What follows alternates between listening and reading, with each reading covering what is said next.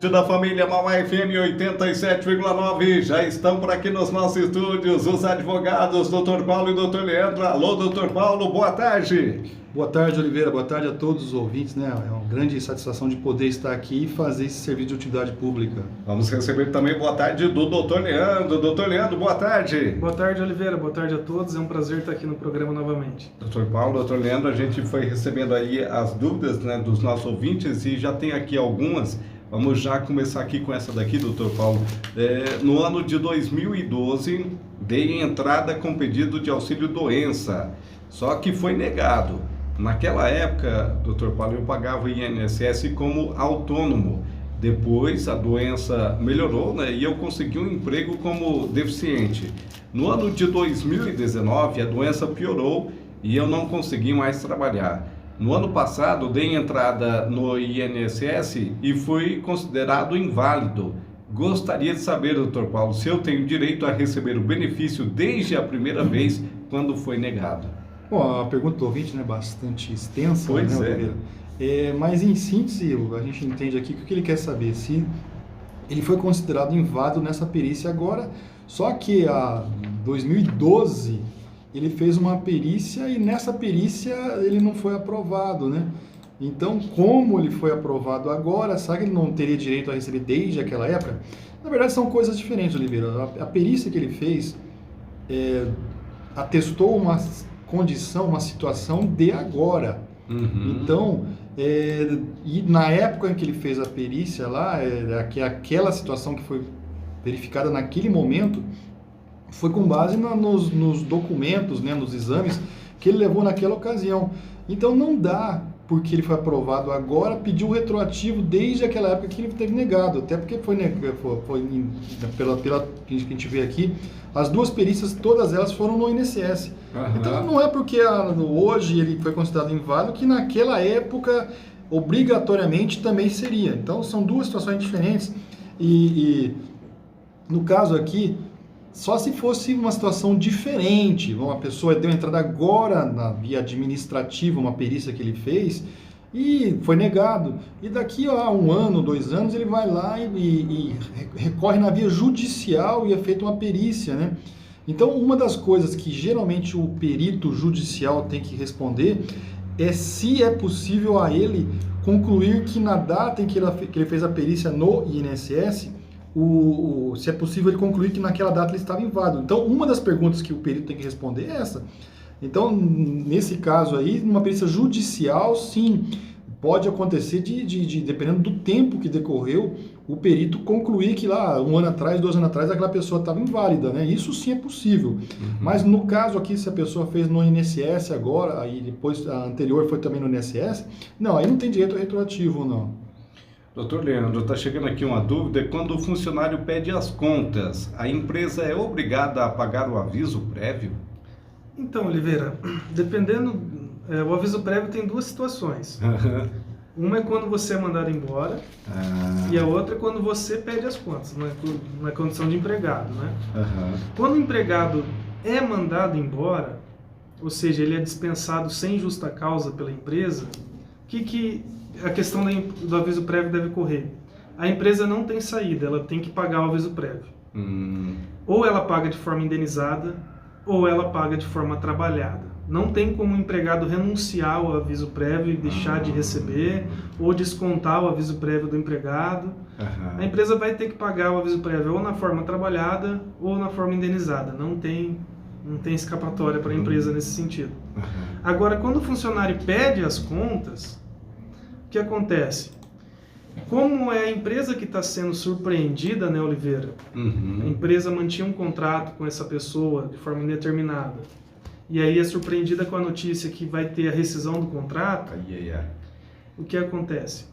A empresa tem a opção de falar, olha, eu quero que então, já que você quer sair, cumpra mais o período do aviso prévio. Uma prorrogação do contrato, né? Uma espécie de prorrogação do contrato.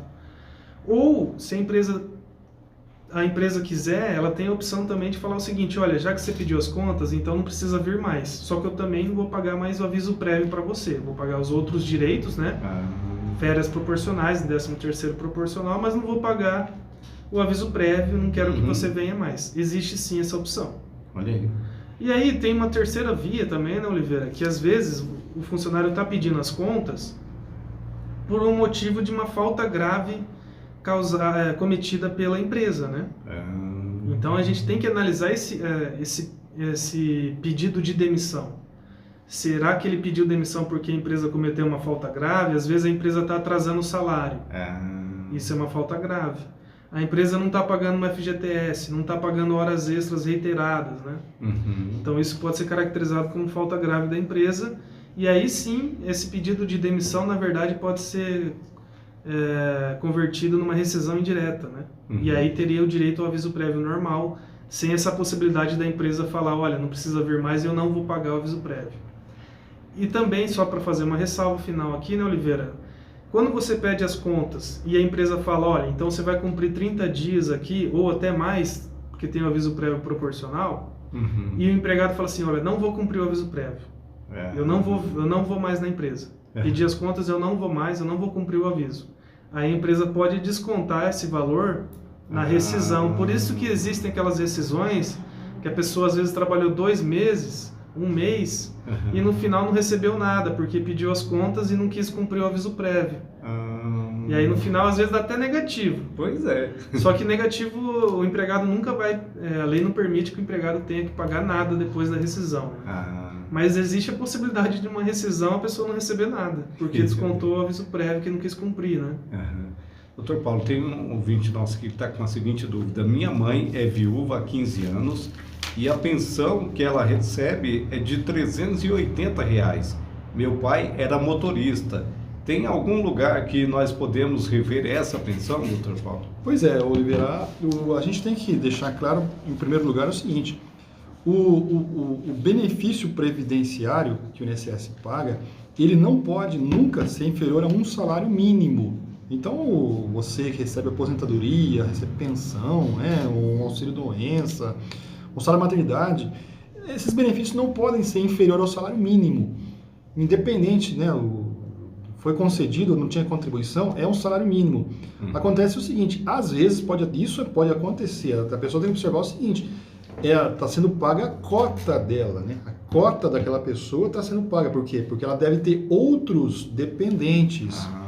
Então, se tem lá uma outra esposa, né, que o marido tinha que pagar pensão alimentícia, ele era devedor de pensão alimentícia.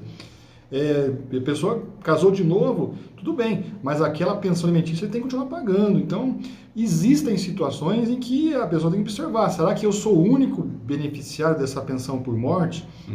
Se for realmente o único beneficiário, a pensão ela tem que ser paga no valor integral. Se é o salário mínimo, não pode ser inferior ao mínimo, né? E também tem o caso seguinte, às vezes a pessoa também faz empréstimos, né? Ou às vezes o INSS paga indevidamente, paga um valor a mais para naquele mês, ou 2, 3 meses seguintes, vai pagar um mês e não se deu conta, e depois que viu, ele tem que reaver. Então ele desconta mês a mês uma parte do salário do aposentado, ele vai descontando, né, até chegar ao valor total. Então, o que ela tem que ver, primeira coisa? Se existe algum desconto que está sendo feito, porque o valor integral, o valor da pensão, ele não pode ser inferior ao salário mínimo. Mas se tiver desconto, se tiver valores que ela recebeu a mais, né, tudo isso tem que entrar naquele site do meu.inss, ou ligar no 135, e esclarecer, olha, eu sou pensionista, né, e estou recebendo só esse valor, porque com certeza vai ter uma explicação, né? O que não pode é receber esse valor. Então, e existem também situações, Oliveira, em que o INSS ele faz um negócio chamado reserva de cota. Ele sabe que tem dependentes lá, que a pessoa é pensionista, e o INSS vê, por exemplo, o certidão de óbito aqui consta que a pessoa tinha outros filhos menores e tal, mas então ele não pode pagar só para um. Então, ou não tem como fazer o pagamento, ele reserva ele faz uma reserva, ele não paga. Então a pessoa paga, ele vai receber uma parte, e aquela outra parte está reservada para os dependentes, na hora que eles porque a pessoa precisa também mas não pode ficar sem receber, mas também ao mesmo tempo não tem como pagar, então não vai pagar integral, ele vai reservar. Então tem situações que você pode ver lá no 135 ou no site do INSS, né? Hoje em dia não tem agências funcionando mais no balcão, né, por enquanto, né? Então ou é no 135 ou é no site do INSS. Mas o que a gente tem que ver é o seguinte, se tiver tudo errado, dá para corrigir, obviamente, mas aí ou na via administrativa ou judicial, né? O INSS, lógico, ele sabe que não pode pagar inferior. Então, mesmo se tiver alguma coisa errada, dá para pedir na via administrativa, sim. Doutor Leandro, o motoboy que entrega marmita, ele tem direito a vínculo de emprego? Depende, Oliveira.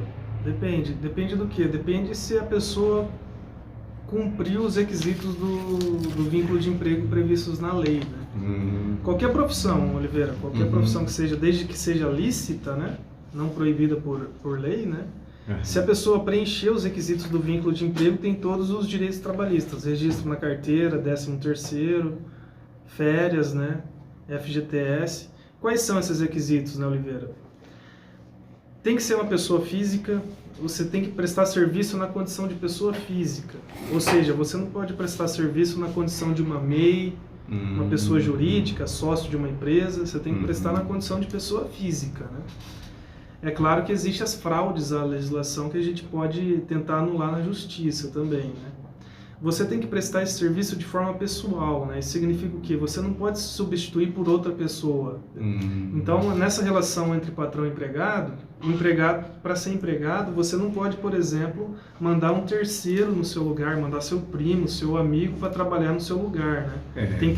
Você foi o contratado, você que tem que prestar o serviço. Então, tem essa característica também. Tem a questão da habitualidade, né, da jornada de trabalho fixada, né, tudo certinho, saber os horários, os dias da semana que vai trabalhar, né? Tem também a questão da onerosidade, que é a pessoa receber um salário, ou seja, aquelas pessoas que trabalham numa ONG de forma voluntária, elas podem trabalhar 8 horas por dia de segunda a sexta, mas elas não vão ser consideradas empregadas, porque elas não recebem salário. Para ser empregado, você tem que receber salário. E também a questão da subordinação, né, Oliveira, que é uma característica muito importante, que vai diferenciar muitas vezes o autônomo do empregado. Às vezes você está prestando serviço para uma empresa, você é pessoa física, tem essa questão da pessoalidade, tem habitualidade, recebe pelo serviço que você faz, mas você não tem uma subordinação àquela empresa. Por exemplo, o caso do Uber, por exemplo, esses aplicativos, né, empresas de aplicativos que prestam serviço, né?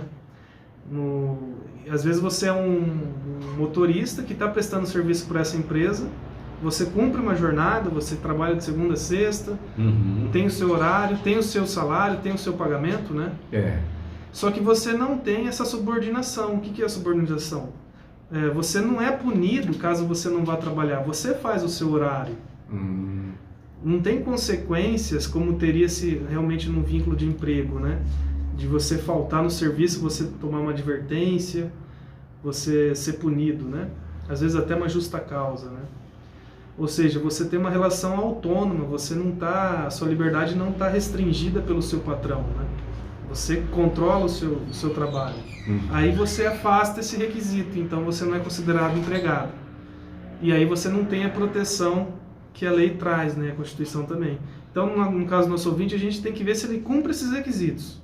Se ele cumprir, ele vai ter direito à carteira assinada, a Justiça vai obrigar a empresa a assinar essa carteira para ele, vai ter direito a FGTS, no 13º, férias, todos os direitos trabalhistas garantidos, né? E demais, assim, insalubridade, penosidade, né? Periculosidade. Então, tem que avaliar o caso em concreto para a gente saber se a pessoa é empregada ou não. Doutor Paulo, queria saber se uma pessoa com autismo leve consegue algum benefício no INSS? Bom, Oliveira, o autismo hoje em dia, todo mundo tem uma noção do que seja autismo, né? É uma deficiência que uma pessoa tem, uma deficiência que afeta, né, a capacidade de entender as coisas, né? Então é considerado uma doença mental o autismo, né? E o autismo, inclusive, tem uma lei federal de 2012 que estabelece que a pessoa com autismo ela é portadora de deficiência. Mas aí é o seguinte, ser portador de deficiência não quer dizer necessariamente que você tenha direito a um benefício do INSS. Daí a gente tem que esclarecer. Tem muita gente que é portador de deficiência, Oliveira, e nem por isso é inválido, né? Inclusive tem concursos públicos que são abertos aí que tem reserva de vaga para portador de deficiência, né? Verdade. Isso tem muitos funcionários aí, até muita empresa que contrata portador de deficiência, né? E isso está na lei, tem até um benefício fiscal. Então, a pessoa não é inválida o fato de ser autista, né? O autista. Então, uma coisa é você ter autismo, outra coisa é você ser inválido. E o autismo, ele também tem essa questão ele tem graus que você tem de incapacidade, que você tem esse problema, não é uma coisa automática. O autismo, ele já sempre vai ser o mesmo grau. Então, tem pessoas que são autistas, que inclusive que trabalham, que estudam, né? Isso não lhes causa nenhum problema em exercer uma atividade, depende da atividade, obviamente. Então, não é uma coisa automática ter autismo e ter direito ao benefício do INSS. Agora, quando como qualquer outro benefício, se a pessoa tem esse problema e quiser, não consegue trabalhar, né? O médico já disse que ela não tem condições, aí sim, a gente recomenda, lógico, aí pegar um atestado médico e fazer uma perícia no INSS, né? Sempre lembrando o seguinte, o INSS, ele vai conceder algum benefício, né? Pode ser um benefício previdenciários, auxílio-doença, invalidez, se a pessoa for segurada da Previdência. Se a pessoa não for segurada, pode tentar o quê? Um benefício assistencial ao portador de deficiência. Mas nesse caso, o que tem que ser demonstrado? Demonstrado que aquela pessoa é inválida, né? Aquele problema, ele gera uma invalidez irreversível. Então, a gente lógico, não vai dizer exatamente tem direito ou não tem direito, mas o caminho é esse: faça uma perícia médica no INSS e com base lá você vai ter uma noção se o teu grau de autismo vai gerar ou não incapacidade. Doutor Leandro, eu recebo pensão por morte, mas tenho registro em carteira. Nesse caso, doutor Leandro, se eu for mandado embora, eu posso receber o seguro-desemprego? Pode sim, Oliveira. Pode sim, porque a lei previdenciária abriu duas exceções, né? Olha aí, gente, olha aí. Para você poder acumular o seguro-desemprego. No caso da pensão por morte e no caso do auxílio-acidente. Então, você que recebe pensão por morte e está trabalhando com registro em carteira, o dia que você for dispensado e preencher os requisitos do vínculo do seguro-desemprego, né, Oliveira? Que também tem os requisitos do vínculo do seguro-desemprego, você vai poder acumular a sua pensão com o benefício do seguro-desemprego. Não vai cortar a sua pensão, né? Que as pessoas ficam com essa dúvida. Não vai cortar a sua pensão, você pode receber o seguro-desemprego. Mas tem que preencher os requisitos do vínculo do seguro-desemprego. Quais são, né?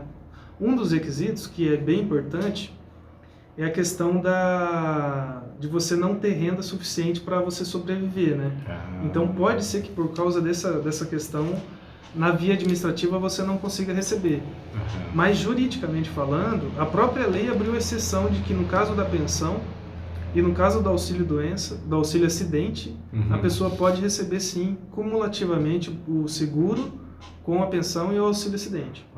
Agora, se você já é aposentado por idade ou por tempo de contribuição, continua trabalhando e aí é mandado embora, aí você não vai receber o seguro-desemprego com a aposentadoria. Aí você vai continuar recebendo só a aposentadoria mesmo, ou o auxílio-doença, né? Então, essa exceção é só para quem recebe pensão ou auxílio-acidente.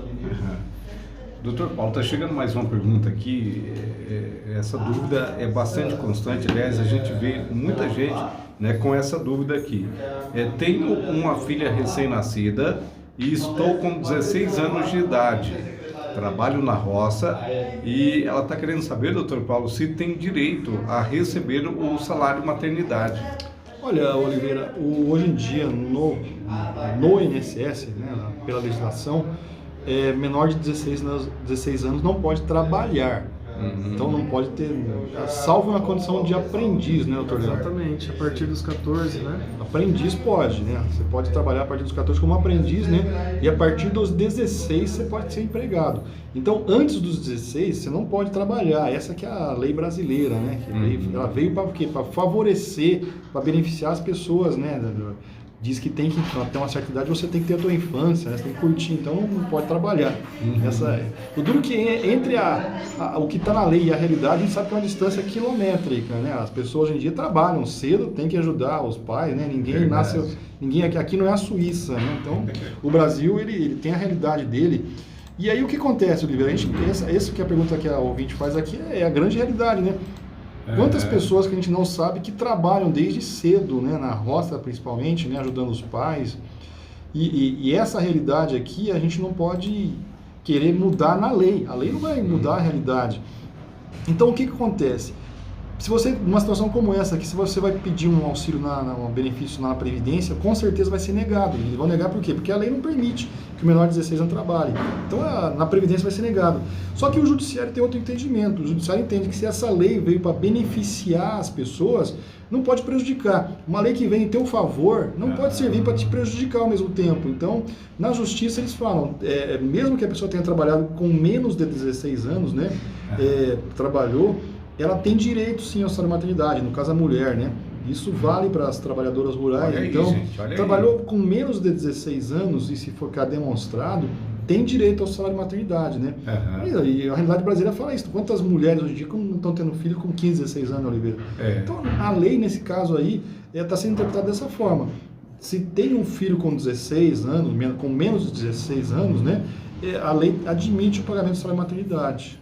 Doutor Paulo, daí tem que ficar atento também àquele outro detalhe, né, doutor Paulo, com relação ali para colocar no do lar, né? Assim, quando a gente sempre orienta as pessoas, né, que vão pedir salário-maternidade, pedir qualquer benefício previdenciário, nasceu o filho, se você é trabalhadora rural, coloque a tua profissão real, né? Verdade. Não é dona de casa, né? Não é do lar. Se você trabalha, você mora num sítio, né? Trabalha lá, é lógico que a gente sempre sabe quem é a trabalhadora rural também é dona de casa, né? Mas dona de casa não aposenta, né, Oliveira? Então, se você vai aposentar, se você vai usar um benefício previdenciário, precisar do benefício previdenciário, coloque a tua profissão. Porque dona de casa, no final das contas, todo mundo é dona de casa, né, Oliveira? Mas não é uma profissão. A profissão é o que você exerce ali de atividade econômica, né? Isso dona de casa não faz isso. Então, coloque a profissão de lavradora. Lavradora, gente, olha aí. Bom, 13 horas 3 minutos, estamos chegando ao final do programa. Doutor Paulo, muito obrigado pela participação, tirar as dúvidas aí dos nossos ouvintes. A gente que agradece, Oliveira, sempre um prazer, até a próxima. Obrigado, doutor Leandro, pelos esclarecimentos aqui. Obrigado a você pelo convite, Oliveira, até a próxima. Olha aí, gente, o doutor Paulo e o doutor Leandro vão dar um tempinho aqui nas dependências da rádio, tá? Você pode vir e conversar diretamente com eles aqui na Avenida Ponta Grossa, tá? Número 400, bem do ladinho aqui da Real Papelaria.